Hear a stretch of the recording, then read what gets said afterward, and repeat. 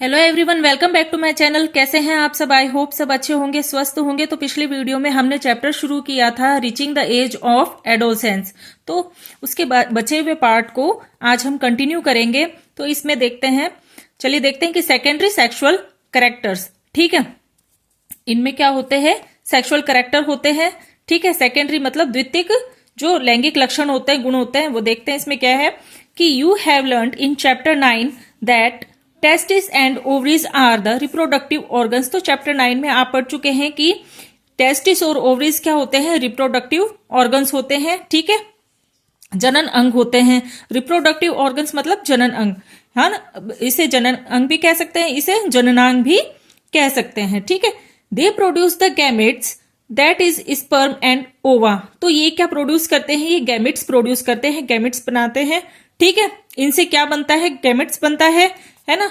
जो गैमेट्स होता है उनमें क्या होता है? स्पर्म्स होता है और क्या होता है? ओवा होता है, ठीक है। तो रिप्रोडक्टिव जो ऑर्गन्स होते हैं उनसे क्या प्रोड्यूस होते हैं? उनसे गैमेट्स प्रोड्यूस होते हैं। गैमेट्स में क्या होते हैं? स्पर्म्स होते हैं और ओवा होते हैं, ठीक है। गैमेट्स मतलब युग्मक, ठीक है। शुक्राणु और क्या होते हैं? ओवा होते हैं, ठीक है। In girls breasts begin to develop at puberty and boys begin to grow facial hair that is moustaches and beard। तो क्या होता है कि गर्ल्स के अंदर तो क्या होता है? प्यूबर्टी के दौरान, ठीक है, जो ब्रेस्ट होते हैं वो डेवलप होते हैं, ठीक है, स्तनों का विकास होता है गर्ल्स में। और बॉयज में क्या होता है कि चेहरे पे क्या होते हैं? बाल आने शुरू हो जाते हैं, ठीक है। ग्रो फेशियल हेयर, है ना। चेहरे पे क्या होते हैं? बाल आने शुरू हो जाते हैं। और क्या होता है कि वो क्या होते हैं? That is moustaches and beard. तो वो क्या होती है कि दाढ़ी मूछे होती हैं, ठीक है। तो माउस्टेचेस मतलब मूछे और बियर्ड मतलब दाढ़ी। तो दाढ़ी मूछ आना शुरू हो जाती है बॉयज में प्यूबर्टी के दौरान, ठीक है। फिर क्या होता है इसमें कि as these features help to distinguish the male from the female they are called secondary sexual characters. तो क्या होता है कि ये जो सारे फीचर्स होते हैं, है ना, ये जो सारे फीचर्स जो होते हैं ये क्या करते हैं? मेल को फीमेल से अलग करते हैं, ठीक है। ये क्या होते हैं कि भेद बताने का काम करते हैं। फीचर्स मतलब कि ये जो चीजें हैं, है ना, ये जो मतलब कि गर्ल्स के अंदर क्या हो रहे हैं कि प्यूबर्टी के दौरान ब्रेस्ट का डेवलप होना, बॉयज के में जो है चेहरे पर हेयर आना, है ना, माउस्टेचेस और बियर्ड बनना। तो ये सब क्या है? ये इनके फीचर्स हैं, है ना, ये लक्षण है। फीचर्स मतलब कि लक्षण है। तो ये जो सारे लक्षण होते हैं ये क्या करते हैं कि जो मेल होते हैं, जो पुरुष होते हैं, ठीक है, उनको जो फीमेल होती हैं, जो महिलाएं होती हैं, उनसे क्या करते हैं? अलग करते हैं, ठीक है। डिस्टिंग्विश यानी कि भेद करना, ठीक है। इनमें क्या करते हैं? भेद करते हैं, इनको मतलब अलग करते हैं। तो क्या होता है? They are called secondary sexual characters. तो ये क्या कहलाते हैं? ये सेकेंडरी सेक्सुअल कैरेक्टर्स कहलाते हैं, ठीक है। द्वितीयक लैंगिक गुण कहलाते हैं, लक्षण कहलाते हैं। अब ये सारे लक्षण तो क्या बॉयज और गर्ल्स को क्या करते हैं? अलग बनाते हैं। मेल फीमेल इस मतलब ये फीचर से पता चलता है कि भाई कौन फीमेल है कौन मेल है, ठीक है। और क्या होता है इनके अंदर कि boys also develop hair on their chest, ठीक है। तो जो बॉयज होते हैं उनके चेस्ट पर, उनकी छाती पर क्या होते हैं? बाल उगने शुरू हो जाते हैं, ठीक है। बाल उगने शुरू हो जाते हैं, डेवलप होता है। आगे क्या है कि in both boys and girls hair grows under the arms and in the region above the thighs और द प्यूबिक रीजन। और क्या होता है कि हेयर तो होते ही हैं, चेस्ट पर हेयर डेवलप होने शुरू हो जाते हैं। और बॉयज और गर्ल्स में क्या होते हैं कि अंडर आर्म्स में क्या होते हैं? हेयर ग्रो करते हैं। और जो थाइज रीजन है उसमें भी, और जो प्यूबिक रीजन है उसमें भी हेयर ग्रो करना शुरू कर देते हैं। अब आगे इसमें देखते हैं the changes which occur at adolescence are controlled by hormones. तो ये जो चेंजेस होते हैं, ये जो परिवर्तन होते हैं एंड एडोलसेंस में, किशोरावस्था में ये जो परिवर्तन आते हैं, ठीक है, ये किनसे कंट्रोल्ड होते हैं? ये हॉर्मोन्स से कंट्रोल्ड होते हैं, ठीक है। जो हॉर्मोन्स रिलीज होते हैं, है ना, तो उन हॉर्मोन्स से अभी आपको बताएंगे कौन कौन से हॉर्मोन्स होते हैं, ठीक है। तो जो हॉर्मोन्स होते हैं उनसे ये क्या होते हैं? नियंत्रित होते हैं। ये जो परिवर्तन होते हैं किशोरावस्था में ये नियंत्रित होते हैं हॉर्मोन्स के जरिए, ठीक है। अब आगे देखते हैं, हॉर्मोन्स आर केमिकल सब्सटेंसेज। और क्या होते हैं हॉर्मोन्स? हॉर्मोन्स जो होते हैं वो रासायनिक तत्व होते हैं, ठीक है, रासायनिक पदार्थ होते हैं, केमिकल सब्सटेंसेज, ठीक। These are secretions from endocrine glands और एंडोक्राइन सिस्टम। तो ये जो सिक्रीशन होता है, ये जो स्राव होता है, ये कहां से होता है? एंडोक्राइन ग्लैंड से होता है, ठीक है। कहां से होता है? एंडोक्राइन ग्लैंड से। एंडोक्राइन ग्लैंड्स कौन सी होती है? अंतःस्रावी ग्रंथियां जो होती है, वहां से हॉर्मोन्स का सिक्रेशन होता है, हॉर्मोन्स निकलते हैं, ठीक है। और इसे एंडोक्राइन सिस्टम भी हम कहते हैं, है ना। एंडोक्राइन सिस्टम का मतलब अंतःस्रावी तंत्र। द मेल हार्मोन और testosterone begin to be released by the testis at the onset of puberty. तो मेल हार्मोन, ठीक है, कौन सा होता है मेल हार्मोन? टेस्टोस्टेरोन, ठीक है, जो हार्मोन्स रिलीज होते हैं एंडोक्राइन ग्लैंड से, जिनसे क्या होता है एडोसेंस के दौरान, है ना, ये जो चेंजेस होते हैं ये कंट्रोल में आते हैं, नियंत्रित होते हैं। तो वो मेल में कौन से होते हैं? मेल हार्मोन कौन सा होते हैं? टेस्टोस्टेरोन, ठीक है। Testosterone being to be released by the testis at the onset of puberty. Puberty के दौरान, ठीक है, मेल जो है ना, मेल के टेस्टिस से कौन सा हार्मोन रिलीज होता है? टेस्टोस्टेरोन हार्मोन रिलीज होता है, ठीक है। टेस्टिस से टेस्टोस्टेरोन हार्मोन का स्राव होता है। तो क्या होता है इसमें आगे कि this causes changes in boys about which you have just learn, for example the growth of facial hair, ठीक है।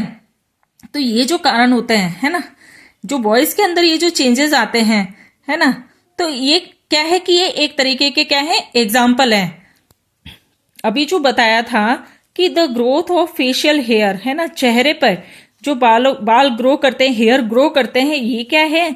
ये इसका क्या है? एक उदाहरण है ना। इसी वजह से ये जो चेंजेस आते हैं, इसी का ही क्या है? ये एक उदाहरण है बॉयज के जो फेस पे जो हेयर आते हैं उसके, ठीक है।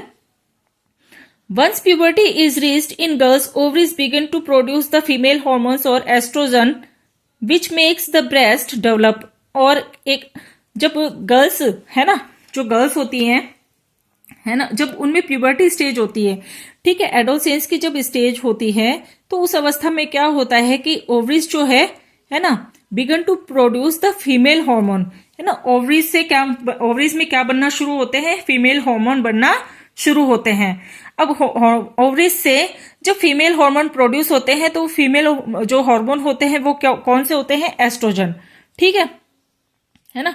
तो गर्ल्स की में जो ओवरीज होती हैं, है ना, गर्ल्स के अंदर जो ओवरीज होती हैं, उनसे फीमेल हार्मोन क्या होता है? प्रोड्यूस होना शुरू होता है, बनना शुरू होता है। और वो फीमेल हार्मोन कौन सा होता है? एस्ट्रोजन होता है, ठीक है, जो कि क्या करता है? Which make the breast develop, जिससे जो एस्ट्रोजन हार्मोन होता है गर्ल्स में, है ना, गर्ल्स की ओवरीज से जो एस्ट्रोजन हार्मोन बनना शुरू होता है, तो उससे क्या होता है कि ब्रेस्ट डेवलप होते हैं, ठीक है, स्तनों का विकास होना शुरू होता है। मिल्क सिक्रेटिंग ग्लैंड्स और mammary glands develop inside the breast. और ब्रेस्ट के अंदर क्या होता है कि मिल्क सिक्रेटिंग ग्लैंड, है ना, मिल्क सिक्रेटिंग ग्लैंड, है ना, दूध का, है ना, दूध का श्रावण करने वाली ग्रंथियां, जो कि कौन सी होती है? मेमोरी ग्लैंड, जिसे क्या कहते हैं? स्तन ग्रंथियां, ठीक है। तो स्तन ग्रंथियों का क्या होना शुरू हो जाता है? ब्रेस्ट के अंदर विकास होना शुरू हो जाता है, ठीक है।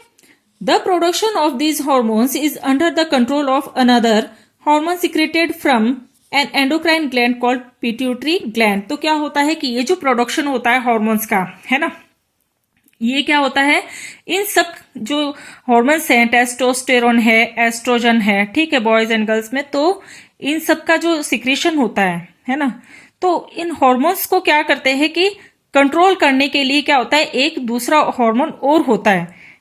इन हॉर्मोन्स को, है ना, इन हॉर्मोन्स को क्या करता है कि कंट्रोल करने का काम एक हार्मोन और करता है, ठीक है, जो कि कहां से सिक्रेटेड होता है? एंडोक्राइन ग्लैंड से, ठीक है। अंतःस्रावी ग्रंथि से एक हार्मोन स्राव होता है, जिसे कहते हैं पिट्यूटरी, जो ग्लैंड होती है ना, एंडोक्राइन ग्लैंड होती है, अंतःस्रावी ग्रंथि होती है, जो कि कौन सी होती है? पिट्यूटरी ग्लैंड, ठीक है। पीयूष ग्रंथि होती है ना।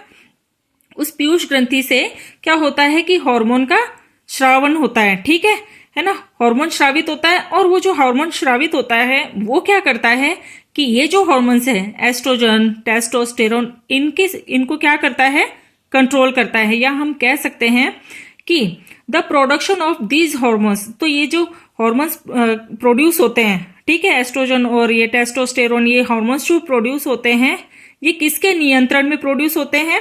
ये एक दूसरा हार्मोन होता है जो किससे सिक्रेटेड होता है? पिट्यूटरी ग्लैंड से सिक्रेटेड होता है। उससे क्या होता है? ये कंट्रोल्ड होते हैं, नियंत्रित होते हैं, ठीक है।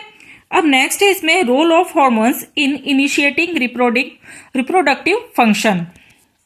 तो हॉर्मोन्स के क्या रोल होते हैं? रिप्रोडक्टिव, जो शुरुआती जो रिप्रोडक्टिव फंक्शन होते हैं, लैंगिक जो क्रियाएं होती हैं, उनमें इन हॉर्मोन्स का क्या रोल होता है वो देखते हैं इसमें कि endocrine glands release hormones into the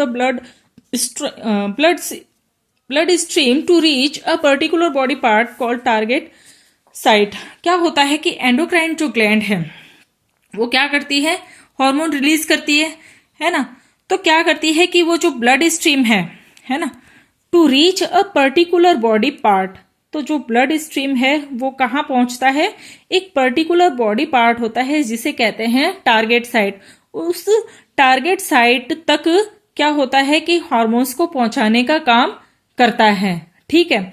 तो ब्लड स्ट्रीम मतलब कि जो ब्लड होता है ना, तो ब्लड के जरिए ये जो एंडोक्राइन हार्मोन जो होते हैं, नहीं, एंडोक्राइन ग्लैंड्स जो होती हैं, है ना, अंतःस्रावी जो ग्रंथियां होती है, ये जो हार्मोन्स को रिलीज करती हैं, स्राव करती हैं हार्मोन्स का। तो ये जो स्रावित हार्मोन्स होते हैं ये ब्लड के जरिए, है ना, पर्टिकुलर बॉडी तक पहुंचती हैं, ठीक है। और वो पर्टिकुलर बॉडी को क्या कहते हैं? टारगेट साइट, ठीक है, टारगेट साइट कहलाता है वो। तो the target site response to the hormone, ठीक है। तो ये क्या करता है? जो टारगेट साइट होता है ये क्या करता है? रेस्पॉन्ड करता है। जो हार्मोन्स होते हैं उनका क्या करता है? रेस्पॉन्ड करता है, ठीक है। मतलब क्या हुआ? अंतःस्रावी ग्रंथियों से जो हार्मोन्स रिलीज होता है ना, तो वो क्या होता है? ब्लड के जरिए कहाँ पहुंचता है? बॉडी के पर्टिकुलर पार्ट तक पहुंचता है, जिसे जो क्या कहलाता है? टारगेट साइट कहलाता है। फिर ये टारगेट साइट क्या करता है कि उस तक जो हॉर्मोन्स आया है ब्लड के जरिए उससे क्या करता है? वो रेस्पॉन्ड करता है, ठीक है। फिर क्या होता है? There are many endocrine glands और ductless glands in the body. तो क्या होता है कि बॉडी में बहुत सारी एंडोक्राइन ग्लैंड्स होती हैं, ठीक है। अब जो एंडोक्राइन ग्लैंड्स जो होती है, अंतःस्रावी जो ग्रंथियां होती हैं, वो कैसी होती हैं? वो डक्टलेस होती है, नलिका विहीन होती हैं, है ना। तो वो नलिका विहीन होती है, उनमें क्या होती है? नलिकाएं नहीं होती हैं। तो उन्हें हम क्या कहते हैं? उन्हें नलिका विहीन ग्रंथियां भी कहते हैं, ठीक है। डक्टलेस ग्लैंड्स मतलब नलिका विहीन ग्रंथियां, ठीक है। अब आगे देखते हैं।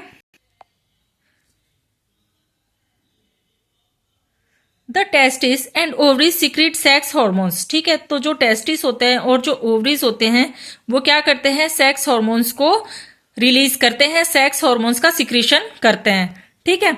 या हम कह सकते हैं टेस्टिस और ओवरीज से सेक्स हार्मोन जो होते हैं, ठीक है, वो उनका क्या होता है? श्रावण होता है। You have just learned that these hormones are responsible for the male and female secondary sexual characters. तो आप पहले ये पढ़ चुके हैं कि ये जो हार्मोन होते हैं, ठीक है, ये जो हार्मोन होते हैं सेक्स हार्मोन्स, ये क्या होते हैं? ये मेल और फीमेल में, ठीक है, मेल और फीमेल के सेकेंडरी सेक्सुअल कैरेक्टर के लिए क्या होते हैं? रेस्पॉन्सिबल होते हैं, उत्तरदायी होते हैं, ठीक है। Further, the sex hormones are under the control of hormones from the pituitary gland, figure 10.3।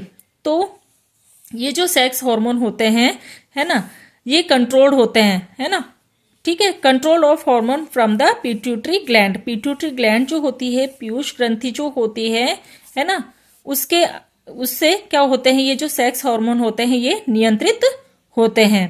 The pituitary secretes many hormones, one of which makes ova mature in the ovaries and sperms form in the testes। तो क्या होता है कि ये जो pituitary gland है ये क्या कर रही है? सेक्स हार्मोन्स को कंट्रोल कर रही है।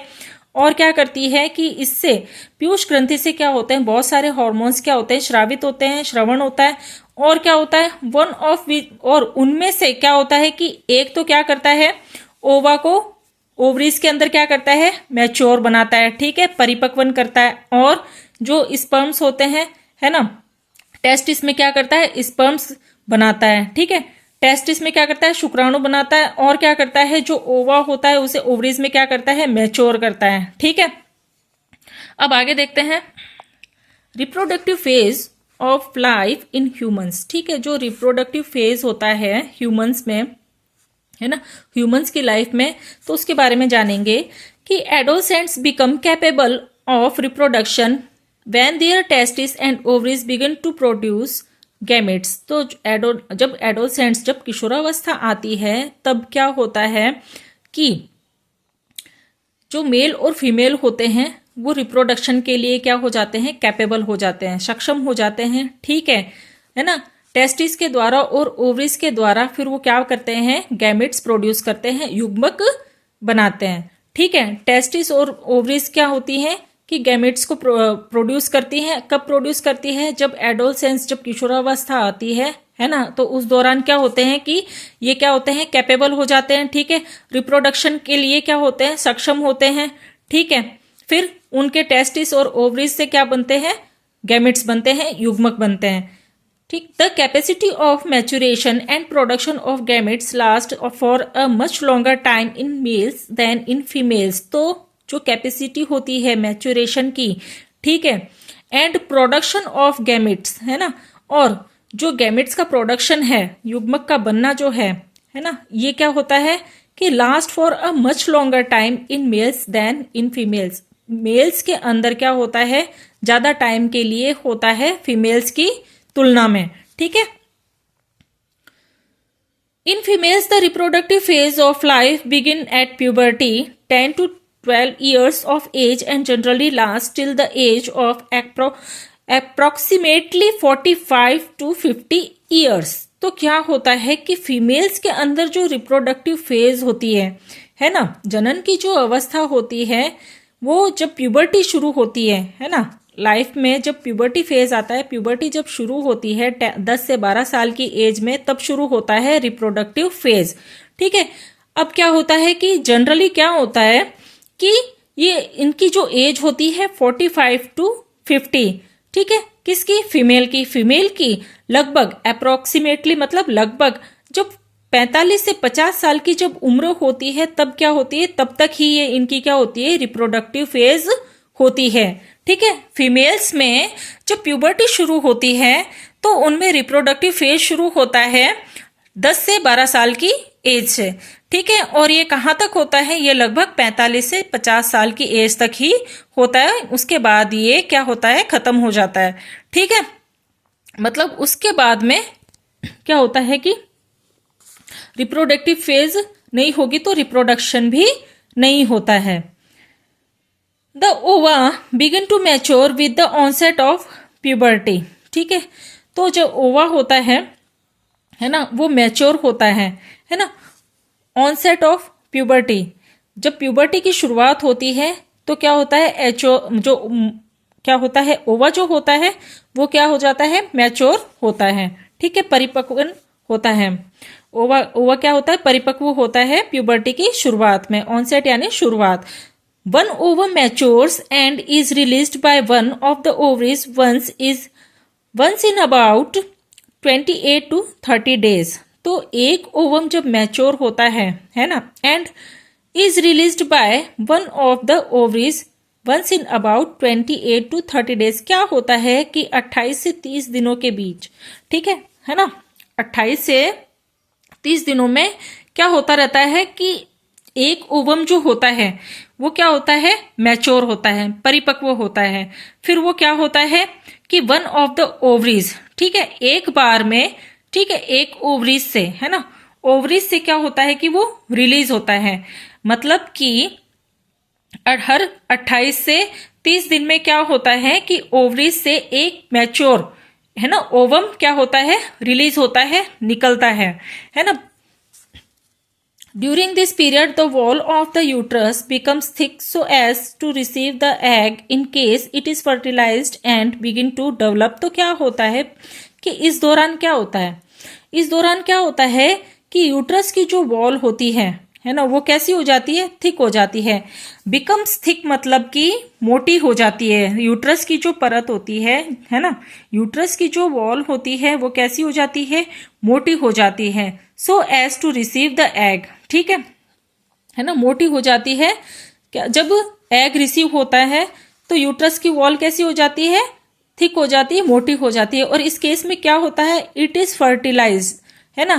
फिर क्या होता है कि फर्टिलाइज्ड होता है और क्या होता है, इसके अंदर बिगिन टू डेवलप, और फिर वो डेवलप होना शुरू हो जाता है। ठीक है, इस पीरियड के दौरान क्या होता है कि जो यूट्रस की वॉल है ना, वो क्या होती है, थिक हो जाती है। जब एग रिसीव हो जाता है ना, एग जब रिसीव हो जाता है, ग्रहण कर लिया जाता है यूट्रस में, तो उस वक्त क्या होता है, यूट्रस की वॉल कैसी होने लग जाती है, यूट्रस की वॉल कैसी हो जाती है, थिक हो जाती है, मोटी हो जाती है।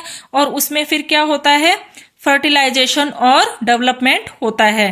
ठीक है, वो एग जो है वो फर्टिलाइज्ड होता है, ठीक है, निषेचित होता है, और उसके बाद में क्या होता है कि वो डेवलप होना शुरू हो जाता है, विकसित होना शुरू हो जाता है।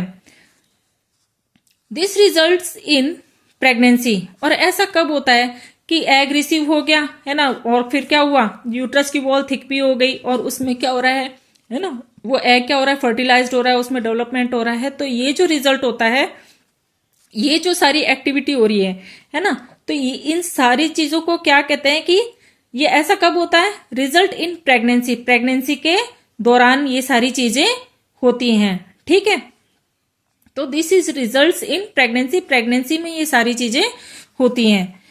तो if fertilisation does not occur, the released egg and the thickened lining of the uterus along with its blood vessels are shed off. तो क्या होता है कि अगर फर्टिलाइजेशन नहीं हो रहा है, ठीक है, निषेचन नहीं हो रहा है, तो क्या होता है कि एग क्या हो जाता है, रिलीज हो जाता है, बाहर निकाल दिया जाता है, और जो थिक एंड लाइनिंग थी, ठीक है, जो मोटी परत जो बनी थी यूट्रस की, है ना, वो क्या होती है, ब्लड वेसल्स के साथ में बाहर निकाल दी जाती है। ठीक है, तो प्रेगनेंसी के दौरान क्या क्या होता है ये सारा मैंने आपको बताया। और जब प्रेगनेंसी नहीं होती है, जब फर्टिलाइजेशन नहीं होता है, तब क्या होता है कि वो एग जो है वो बाहर निकाल दिया जाता है, रिलीज कर दिया जाता है, और जो मोटी परत बनी हुई होती है यूट्रस की, वो भी ब्लड वेसल्स के साथ में क्या हो जाती है, बाहर निकाल दी जाती है। ठीक है, वो भी क्या हो जाती है, बाहर निकाल दी जाती है। शेड ऑफ मतलब बाहर निकाल देना। ठीक है, this causes bleeding in woman which is called menstruation. ठीक है, अब ये जो होता है ना, ब्लीडिंग का जो वुमन के अंदर जो ये ब्लीडिंग का जो कारण होता है, वुमन के अंदर जो ये ब्लीडिंग होती है, जो रक्तस्राव होता है, वो क्या कहलाता है, वो मेनिस्ट्रेशन कहलाता है। ठीक है, इस चीज को क्या कहेंगे, इसे मेनिस्ट्रेशन कहेंगे। ठीक है, तो मेनिस्ट्रेशन में क्या होता है कि menstruation occurs once in about 28 to 30 days. ठीक है, तो मेनिस्ट्रेशन कब कब होता है ना, 28 से 30 दिनों के में क्या होता है, एक बार होता है। ठीक है, once in about 28 to 30 days मतलब कि 28 से 30 दिनों में ये एक बार मेनिस्ट्रेशन होता है। ठीक है, the first menstrual flow begins at puberty and is termed menarche. ठीक है, तो जो फर्स्ट फ्लो होता है ना, मेनिस्ट्रल जो फ्लो होता है पहली बार प्यूबर्टी के दौरान, है ना, तो उस टर्म को क्या कहेंगे, उस टर्म को कहेंगे मैन आर्क। ठीक है, अच्छा, तो ये जो मेनिस्ट्रेशन होता है इसका मतलब होता है माहवारी। ठीक है, मेनिस्ट्रेशन का मतलब होता है माहवारी, और ये जो मैन आर्क होता है ये होता है रजोदर्शन। ठीक है, क्या होता है कि फर्स्ट बार, ठीक है, फीमेल के अंदर क्या होता है कि फर्स्ट बार प्यूबर्टी के दौरान जब मेनिस्ट्रल फ्लो होता है ना, मेनिस्ट्रल फ्लो जब होता है, तो ये जो टर्म होता है ये मैनार्क कहलाता है। इसे मैनार्क को हिंदी में क्या कहेंगे, मैनार्क का मतलब होता है रजोदर्शन। ठीक है, तो at 45 to 50 years of age the menstrual cycle stops.